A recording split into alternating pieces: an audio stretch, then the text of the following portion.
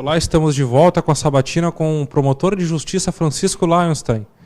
O Ministério Público, tu citaste no outro bloco, ele é responsável por uma série de investigações que vai da área ambiental à área pública, serviços públicos, enfim. Eu imagino que as denúncias sejam muitas.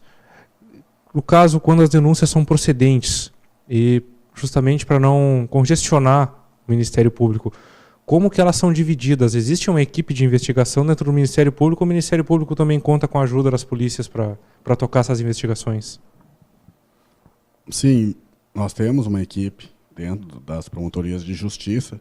Inclusive, a depender da complexidade da investigação, podemos obter o apoio da Procuradoria em Porto Alegre, eles mandam servidores. Como, por exemplo, teve em Soledade agora a operação do IP, contra lá aquela clínica que estava fazendo fraudes, enfim. Ali o colega obteve uma ajuda do GAECO regional. Existem GAECOs, que são centros, são órgãos do Ministério Público que estão distribuídos no território do Rio Grande do Sul, justamente para dar o apoio ao Ministério Público, ao promotor de justiça, quando se tem necessidade, quando se vê que existe uma investigação cujos fatos são mais complexos, enfim, existe uma quadrilha, enfim, são fatos mais complexos, existe um apoio logístico ao promotor de justiça, não necessariamente que se encontra dentro da promotoria nós temos o básico, mas a gente precisa de mais apoio logístico mesmo, e de investigação, de inteligência dentro da investigação, nós podemos recorrer a esses GAECOs que estão espalhados aqui. Aqui nós temos também na nossa região. Certo? Doutor Francisco, a gente vem acompanhando essa semana um júri que ocorreu de uma tentativa de homicídio. E chama muito a atenção que o acusado acabou sendo absolvido pelo júri popular, mesmo se tendo um vídeo que provava que ele havia atirado sem que a vítima pudesse ter uma chance de defesa. Como o senhor avalia o resultado desse júri e quais são os passos que a promotoria pretende adotar a partir de agora? Esse júri eu atuei, nesse júri. Eu fiquei surpreso. Fiquei estupefato com o resultado. Foi absolvido, existia o vídeo. De fato, o vídeo, no momento em que se dispara o tiro contra a vítima, ele não está muito claro, de fato. Não podemos chegar aqui e dizer, não, o vídeo estava claríssimo, não estava. Mas esse vídeo é confirmado por meio de depoimento da própria vítima, por depoimento do próprio corréu e do próprio réu, de certa forma. O próprio réu chegou e disse, lá na delegacia de polícia, que teria disparado contra a vítima.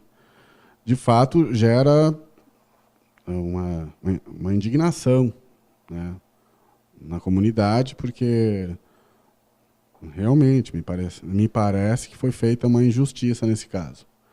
Claro que eu tenho, e isso eu sou obrigado a dizer para os senhores e até para a comunidade, quem estiver me ouvindo ou me vendo, que eu fui promotor no caso.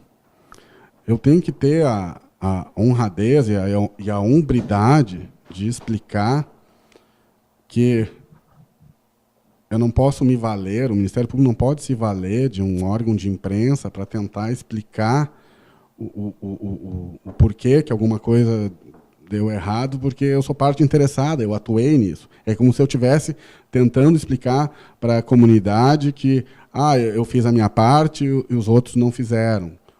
O júri é soberano, as pessoas, enfim, elas têm o direito de votar conforme a sua consciência lhes forma, né? Enfim, então, é esse cuidado que eu tenho que ter de não ficar criticando toda a decisão de jurado, certo? Até algo ético, né? Eu não posso criticar, dizer que foi feito um absurdo e não sei o quê, e acabou. Até porque eu atuei no caso, entende? Tem essa questão ética de minha parte. Não concordei com o resultado? Não concordei. Já interpus o recurso cabível, uma apelação. Vamos tentar anular esse veredito.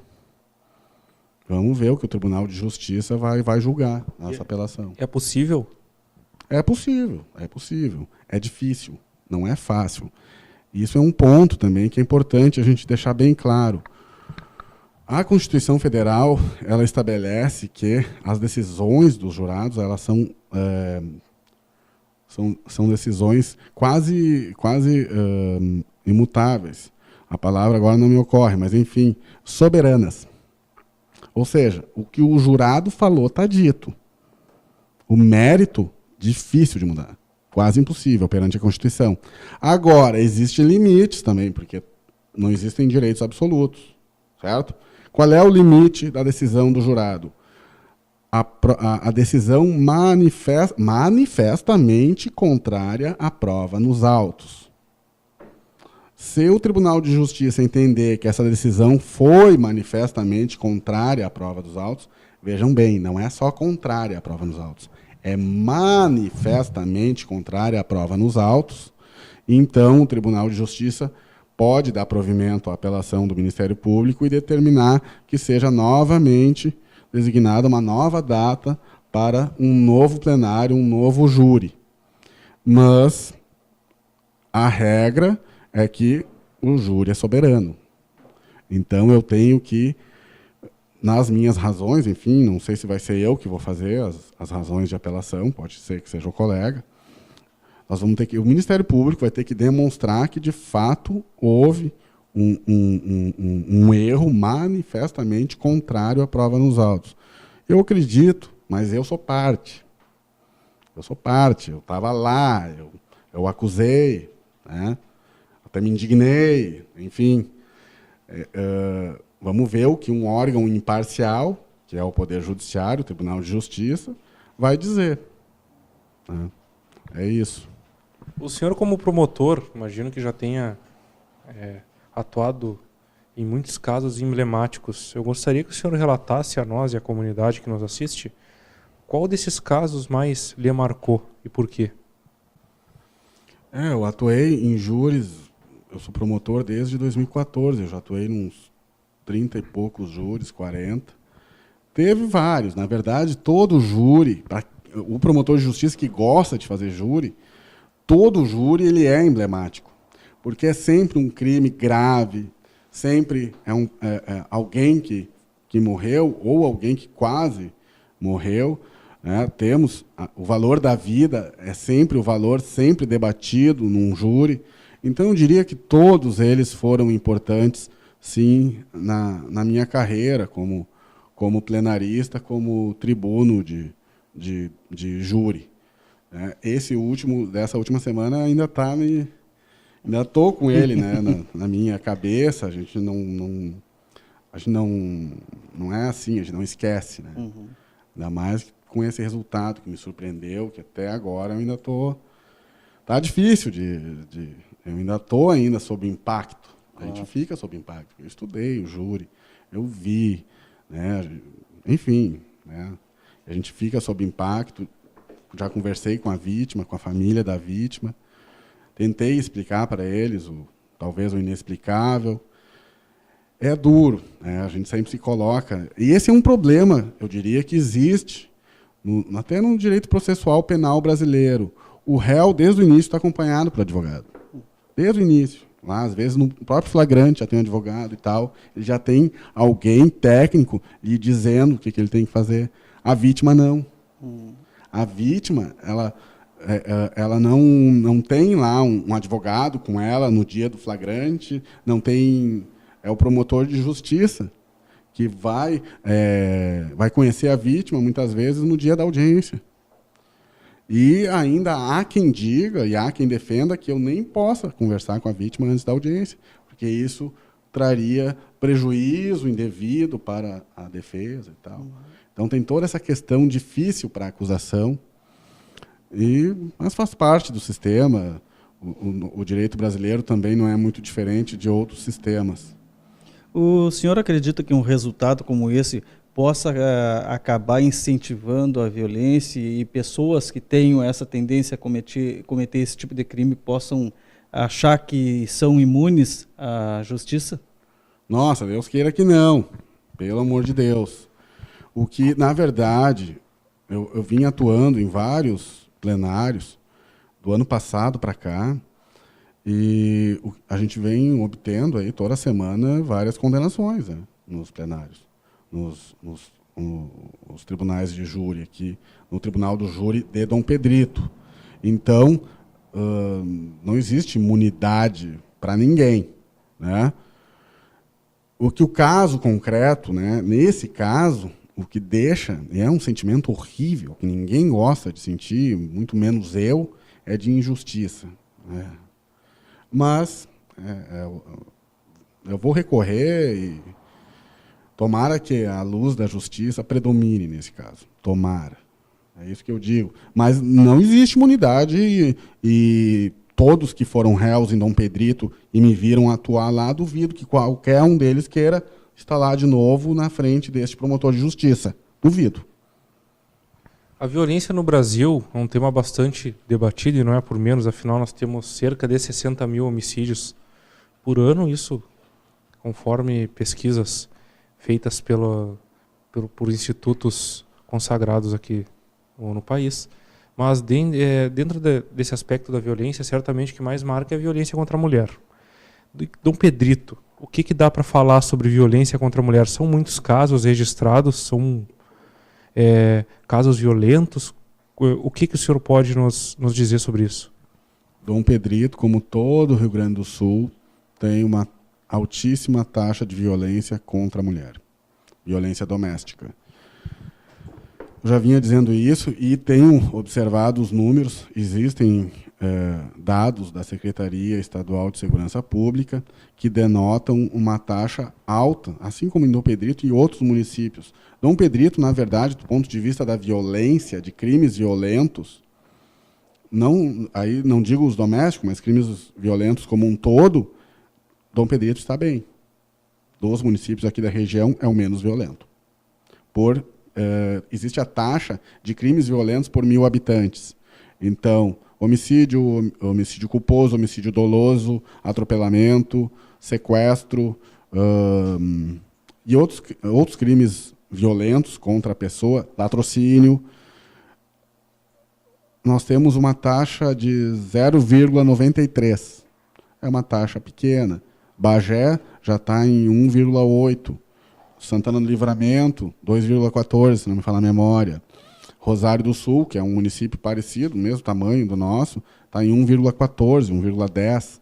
Então, a nossa taxa está abaixo dos outros municípios aqui da região, significando que, por 1.000 habitantes, temos 0,93 por ano. Eu peguei a taxa de 2016. Temos 0,93 crimes violentos por ano para cada 1.000 habitantes em Dom Pedrito. Uma taxa razoável. Por exemplo, vamos pegar o lugar onde já se perdeu o controle. Porto Alegre, 29. Aqui é 0,93. Porto Alegre, 29. Alvorada, 26.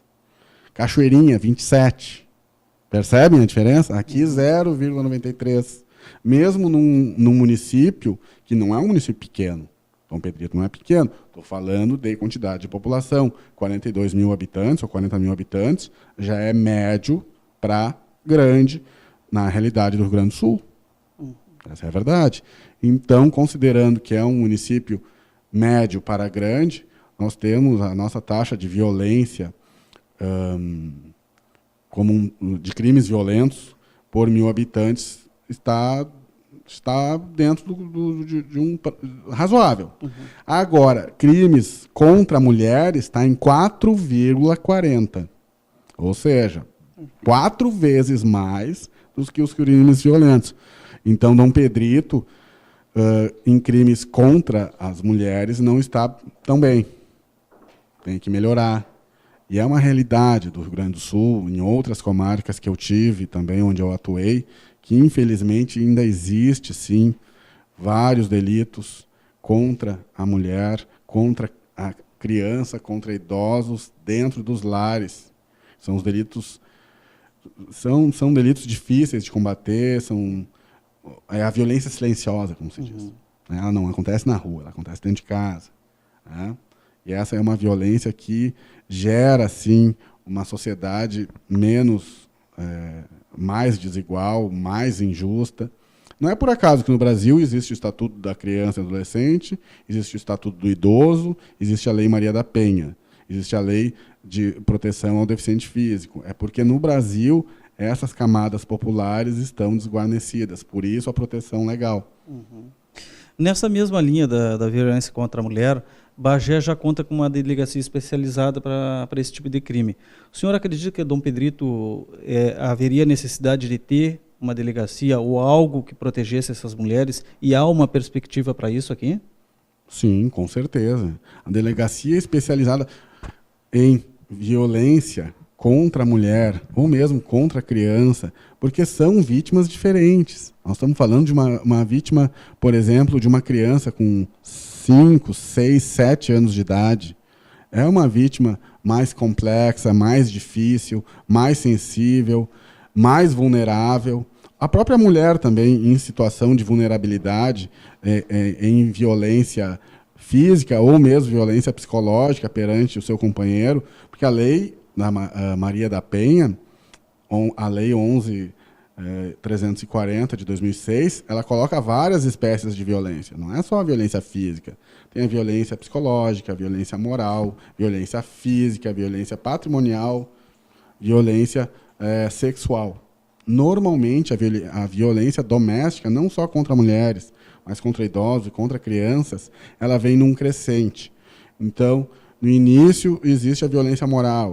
Tu é uma porcaria, não serve para nada, não sei o quê. Depois vai aumentando para a violência física. Então, já vem acompanhado de um tapa, de um chute. Depois, aumenta-se, em casos mais graves, para a violência sexual, que é a pior. Quando, naquele lar que realmente já está em situação de degradação total, nós já temos a situação de violência sexual contra enteados, ou contra filhos, ou até mesmo contra mulheres. Ou contra idosos e contra deficientes físicos também, deficientes mentais também.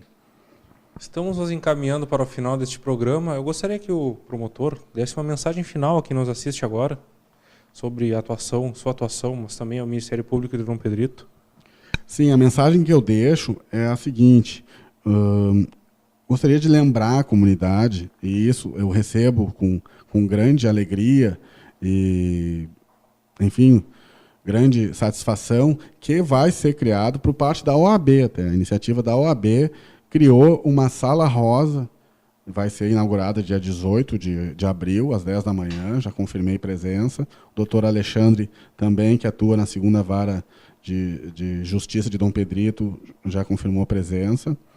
E a defensora pública também, a doutora Bruna, confirmou presença, de que vai ser inaugurada essa sala rosa justamente para receber as vítimas no caso de violência doméstica contra a mulher. Isso já é uma evolução, já é interessante, considerando essa peculiaridade, que o crime doméstico, o crime de violência doméstica, ele tem suas peculiaridades, ele tem suas características de ocorrerem longe dos olhos da sociedade, mas dentro de casa, dentro do lar, onde, em tese, é o ambiente que deveria ser mais seguro para qualquer pessoa. Se aquele ambiente ele traz hostilidade e insegurança, com certeza vai haver, sim, a degradação moral na formação psíquica e psicológica, inclusive de crianças. No ponto de vista, e isso é importante a gente colocar, a perpetuação da violência, o condicionamento social da violência. Achar que é normal a mãe apanhar o filho, e ele vai bater na esposa dele. A menina que vê a mãe apanhar do pai vai achar que o marido dela, o namorado, sei lá quem, o companheiro, pode bater nela também. E vai fechar o ciclo de mais uma geração violenta em Dom Pedrito. Então, acho importante e recebe o meu apoio, o que precisar, elogio a OAB por essa iniciativa, e espero que essa iniciativa coloque, ou pelo menos diminua, essa violência silenciosa e perniciosa que, infelizmente, eu observo que existe, sim, no município de Dom Pedrito. Então nós encerramos mais esta edição do Em Pauta. Agradecemos a você que nos assistiu por ter nos acompanhado durante este programa e também ao promotor de justiça por se fazer presente aqui. Para nós significa muito. Muito obrigado pela sua audiência. Boa noite.